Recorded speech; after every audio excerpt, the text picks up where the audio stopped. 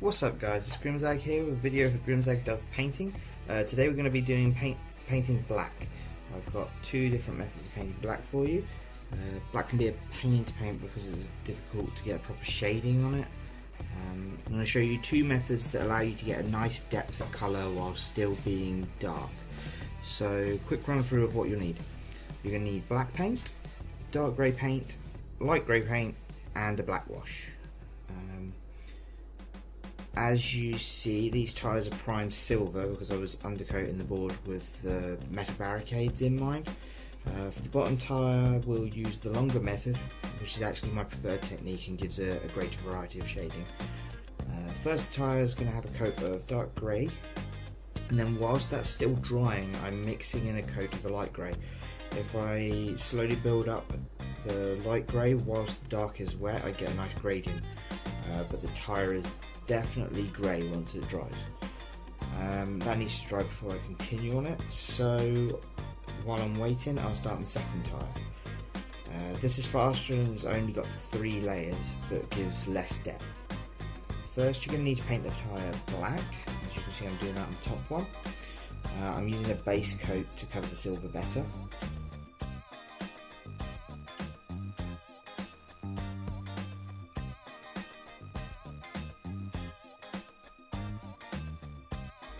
Once that's dry, we'll need to take the dark grey and just lightly dry brush the tyre to highlight the raised areas. You could edge highlight this instead, but I'm more of a fan of dry brushing. I don't like the effect that edge highlighting will give on this, so again dry brushing this time around.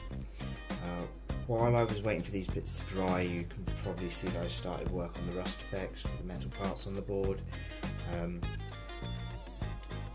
Just ignore that for now. Once that's done and dry, we'll do the same thing with both tyres. They both have this stage is identical for both.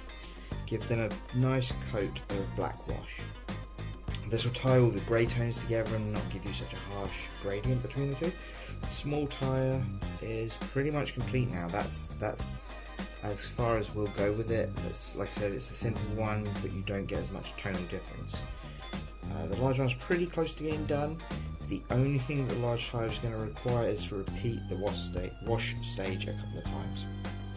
The grey will darken with the shadows, getting darker and darker, and the more gradient building up on the mid-tones because of the wash. So there you have it. As you can see, these tyres both look slightly different from each other. They're both definitely black. And all that's left for me to say is happy modelling and have a good one. Thanks, bye guys.